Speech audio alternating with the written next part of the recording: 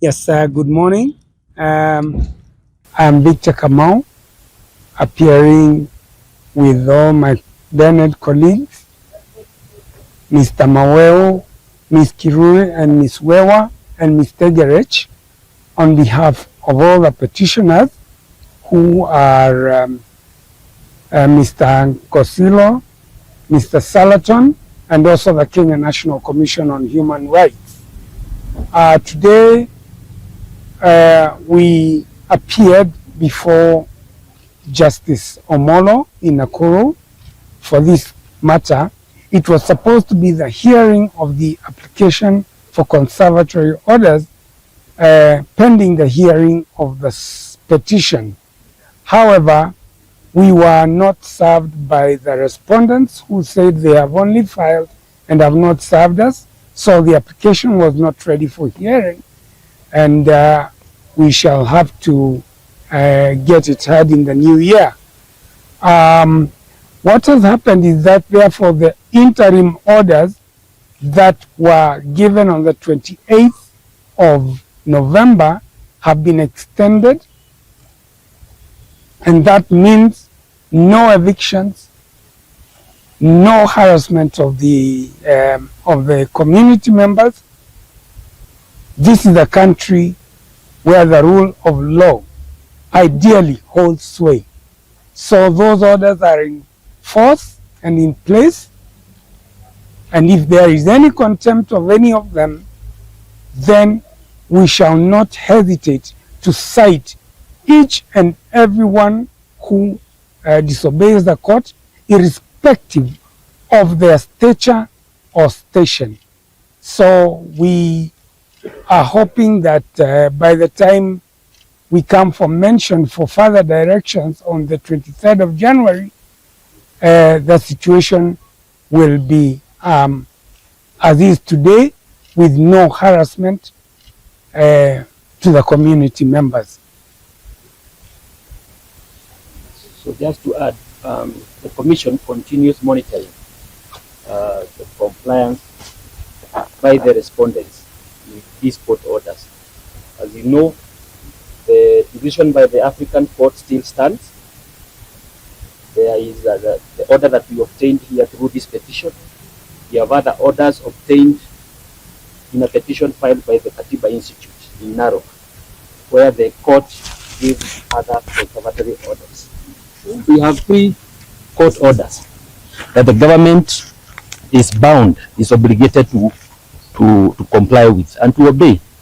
But as we continue monitoring, we condemn the continued violation of these orders, specifically by the Kenya Forest Service. And we are putting them on notice that no matter how long it takes, we'll be citing them for contempt because they continue violating the court orders. Evictions have been happening as late as last week. So we really call upon the respondents to obey the court orders, because as my colleague says, Kenya is governed by the rule of law. We cannot have the government choosing which orders to obey. During the elections, like somebody said last time, they went to court and they came to power through the courts, through the court orders that were given by the Supreme Court. So they have to continue, they have to obey the court orders so that we continue complying with our constitution and complying with the rule of law. From the Ogiek community, and more so the director of Ogiek People's Development Program, I'm here with a number of community members, and it is not a fashion to really be coming to court as a community. We feel it is taking a lot of the energy of the community to be coming to court, and we are just praying that these conservatory orders which have been given to be obeyed to the letter, and to avoid any further harassment which are being cited by KWS and KFS, especially in areas of Kiptungo and Sasimwani. So these are the areas which the community are really facing. And remember, this was a time when it was raining heavily. The community have continued staying and suffering from the effects of heavy rains. And we are just praying that, as the members of Kenya National Human Rights have said,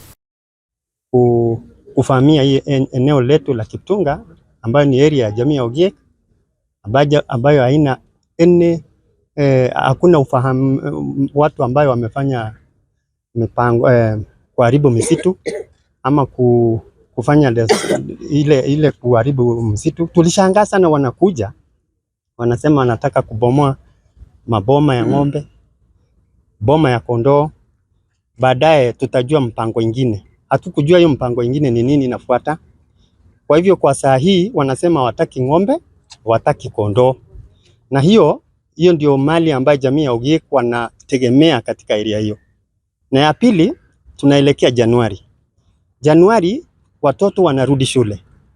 Na vile hizo mifugo ndio tunategemea kuuza ndio tuweze kupeleka watoto shule. Kwa sababu hatuna shule, area hiyo hakuna shule tangu 1989 ambayo wakati serikali alifunja shule huko area hiyo. Sisi tukabaki mayatima bila masomo. Jamii ya Ogiek wamehangaishwa katika sehemu zote. Ukisikia Sasimwani wanalia, ukisikia Kiptunga wanalia. Kila mahali ambayo jamii ya Ogiek wako wanadhulumiwa na serikali. Na tumeshangaa kwa nini jamii ya Ogiek peke yao ndio wanalia, ndio wanalalamika katika nchi kusema kwa nini tusitendewe haki. Na hii jamii wanafuata sheria vilivyo. Sheria, hata ukiangalia mahali jamii ya Sasimwani, area ya Kiptunga, sisi tunafuata sheria kabisa. Kwa sababu serikali anasema ukipigwa enda uripoti kwa polisi. Sisi wakati tunaona shida kama hii, tunakimbilia serikali, tunakimbilia kotini, tunatafuta haki. Tunatafuta ile haki ambayo jamii wanastahili, kuliko kupigana na mtu. Enda kwa sheria ndio utatuliwe ile shida zako. Kwa hivyo sisi kama jamii ya Ogiek tuko na wasiwasi kubwa sana.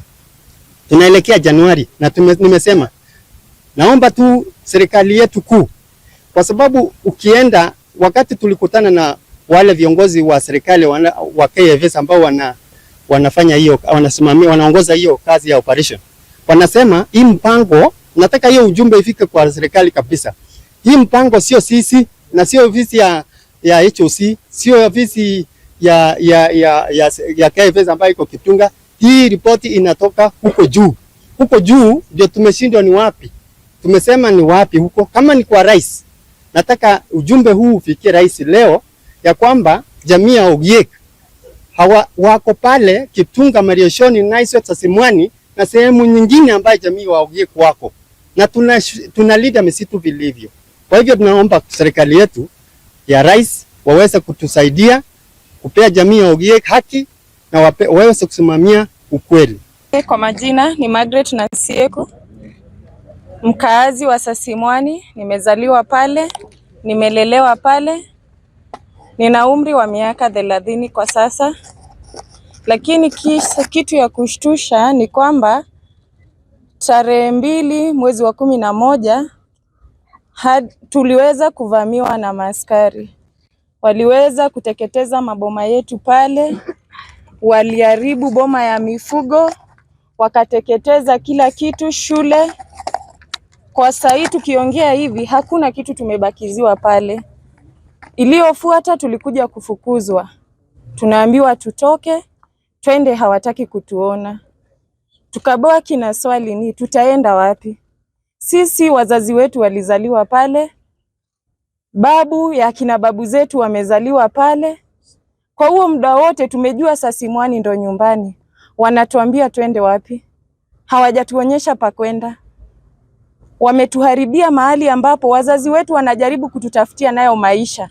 Sisi hatujapata msaada yoyote kwa serikali. Kwa mfano mimi, tangia nizaliwe mpaka saa hizi, mahali yote ambayo nimepitia kielimu, sijapata msaada yoyote ya serikali. Ni huyu mzazi alime pale, afuge mifugo yake ili niweze kupata elimu.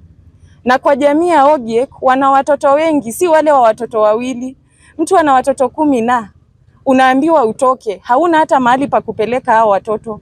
Hauna chakula ya kuwapatia. Saizi tumelima vizuri, tuna machakula mingi kwa mashamba. Tumekatazwa kwenda kuzitoa.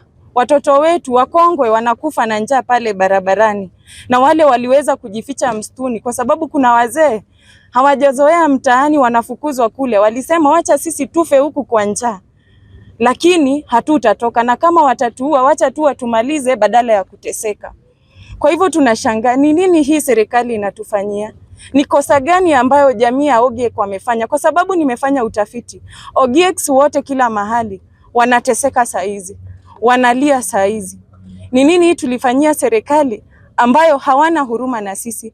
Kama niyo msitu wanasema, nikiangalia pale Mau, Narok, Ogiek ndo kwa sahisi wako na mahali pana misitu. Jamii ingine yote waliweza kumaliza. Nikizaliwa mahali nilikuwa naenda shule, nilikuwa nasindikizwa kwa sababu ilikuwa ni msitu. Lakini saizi waliweza kumaliza yote. Wanaanza kunyemelea, wanaitwa waharibifu. Hakuna uharibifu imewahi fanyika, na kama ingekuwa sasa hivi hatungekuwa tukiongelelea msitu Sasimwani. Ingekuwa iliisha kitambo.